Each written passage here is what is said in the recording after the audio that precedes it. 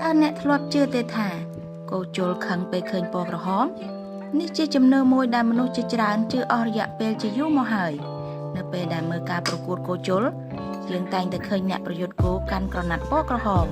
ហើយគោនឹងរត់សម្ដៅទៅរកក្រណាត់នោះដូច្នេះមនុស្សជាច្រើនសន្និដ្ឋានថាគោខឹងដោយសារពណ៌ក្រហមប៉ុន្តែការពិតគឺខុសទាំងស្រុងអ្នកវិទ្យាសាស្ត្របានរកឃើញថាគោមិនអាចឃើញពណ៌ដូចមនុស្សនោះទេជាពិសេសវាមិនសូវបែងចែកពណ៌ក្រហមបានច្បាស់ឡើយដូចនេះបើអ្នកដាក់ក្រណាត់ពណ៌ក្រហមមួយនៅនឹងកន្លែងដោយមិនកម្រើកគោភាគច្រើននឹងមិនមានប្រតិកម្មពិសេសអ្វីឡើយអ្វីដែលធ្វើឲ្យគោស្ទុះទៅមុខគឺចលនារបស់ក្រណាត់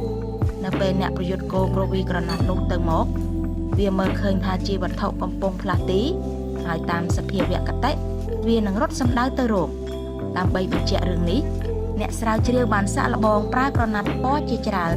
ដូចជាពណ៌សពណ៌ខៀវនិងពណ៌ក្រហមលទ្ធផលបានបង្ហាញថាគោមានប្រតិកម្មចំពោះចលនាស្រដៀងគ្នាដោយមិនខ្វល់ថាក្រណាត់មានពណ៌អ្វីនោះទេចុះហេតុអ្វីបានជាគេនៅតែប្រើក្រណាត់ពណ៌ក្រហមមូលហេតុមិនមែនដើម្បីបង្កកំហឹងដល់គោទេប៉ុន្តែ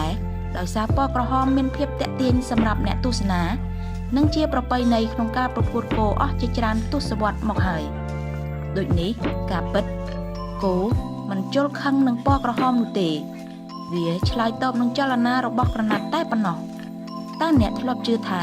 គោខឹងពណ៌ក្រហមដែរឬទេ